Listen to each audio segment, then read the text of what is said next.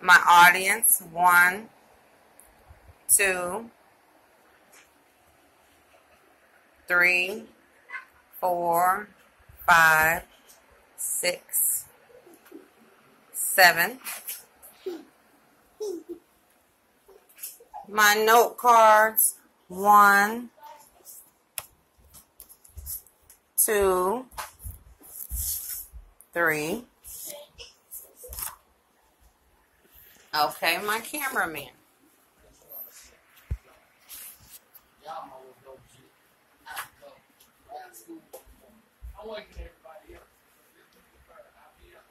I'm sure that we have perceived that our most passionate conflicts that happen are the ones that are in our households with our immediate loved ones. Those are the ones that we live with. This would include your spouse. This would include your children or any intimate loved one.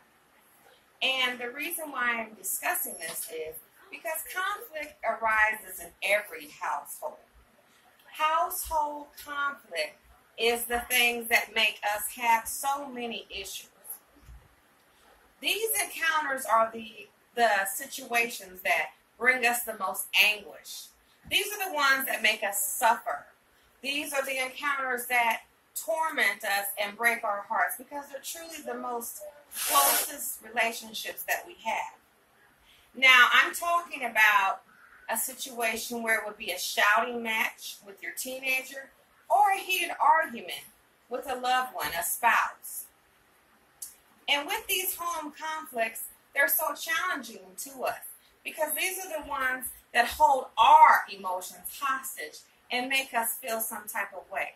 So what I decided today was to share with you some strategies that I have learned and that I use in my own everyday life with my family and helps us overcome these conflicts.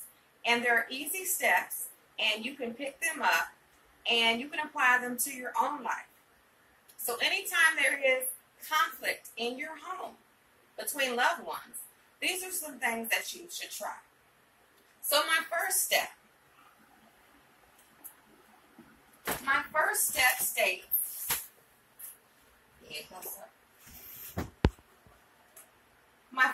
states, that with these conflicts, we need to handle them timely and very specific.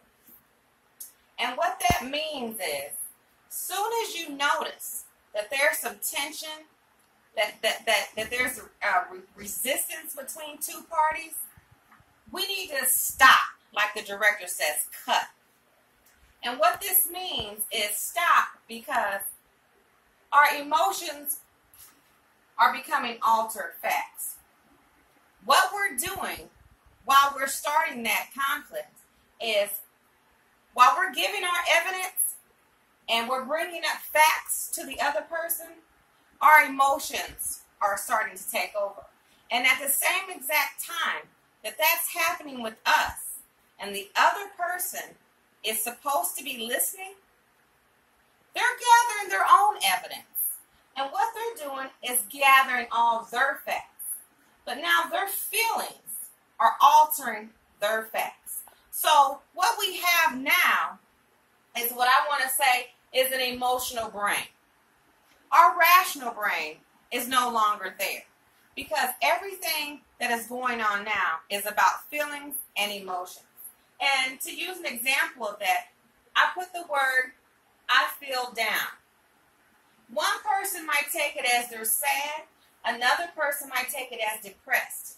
They all kind of seem like they're alike, but they all have 3 different meanings. And that's how things are whenever there is a conflict arising. People interpret things differently.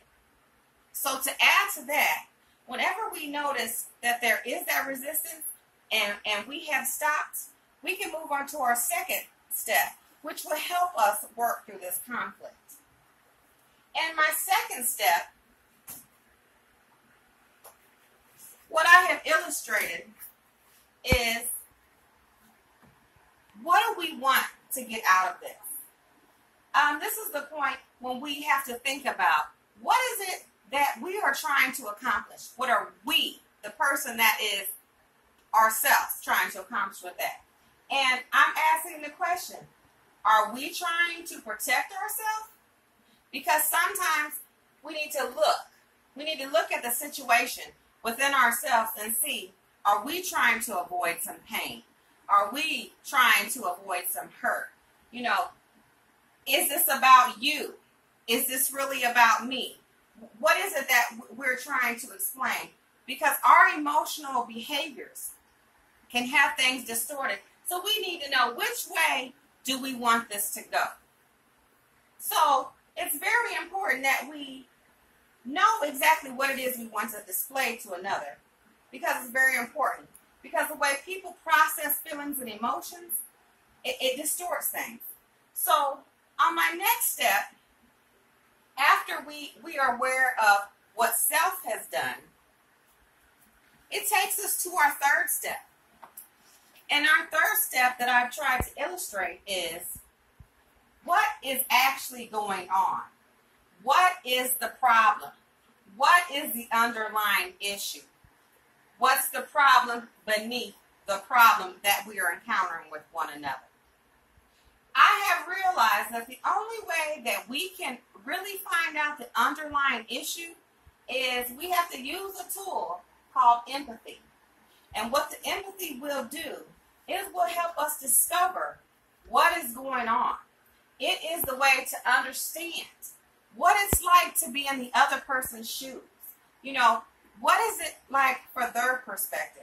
And I want to say that because until you put yourself in that other person's position, you really don't know what it is that they're getting out of this or what you're giving them out of this. So I would like to say, you don't know what kind of life experiences this person has. You don't know how their understanding of things are. You don't know what needs they're trying to satisfy within themselves. You don't know if they're trying to get love. You don't know if they're trying to feel connected. You don't know if they need security. So what I'm saying is, at this step, you need to dig deep in yourself and put yourself really in the other person's perspective so that you can see, when you are saying things to them, if you were that person, how would you want someone to say it to you? And I say that because this helps us meet both needs. So once we've met both needs and we have the understanding of where we fit and where the other person fits, we can move on to the final stage, which is actually resolving the issue. It's resolving the conflict. It's fixing the problem.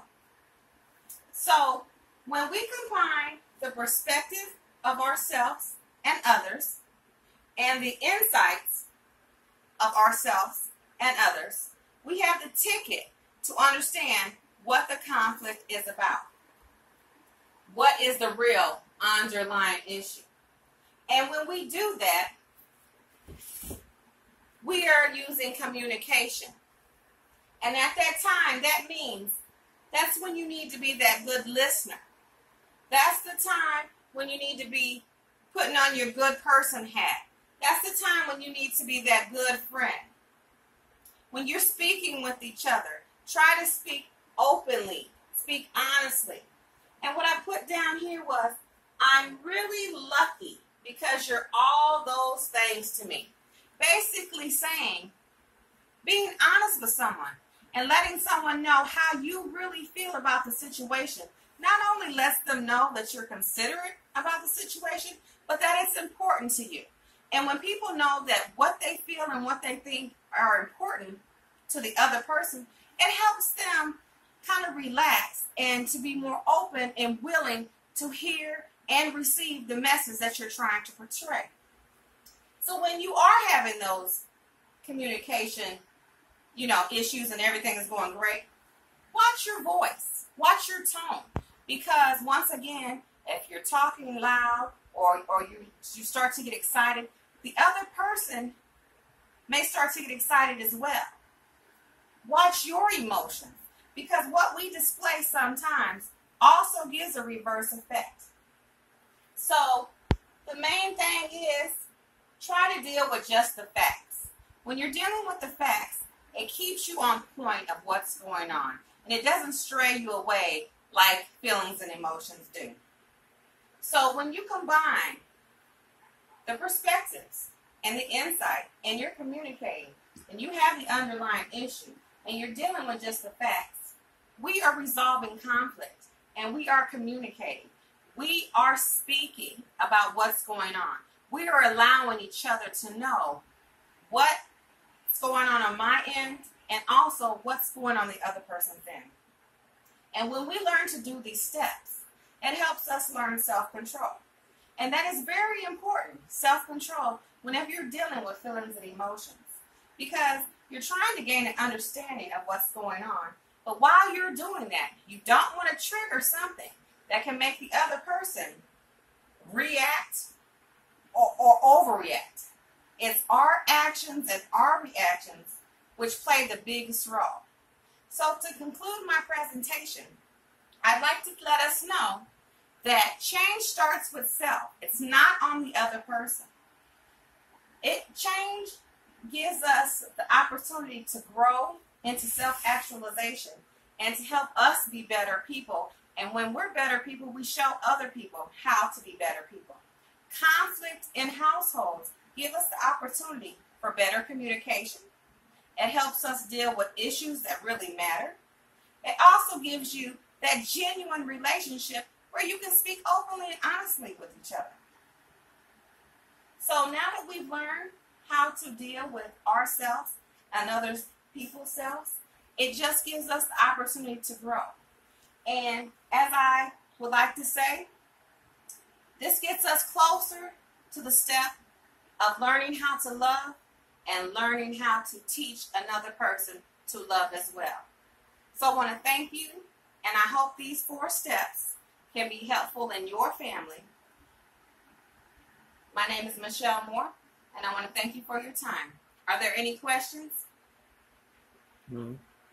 Thank you.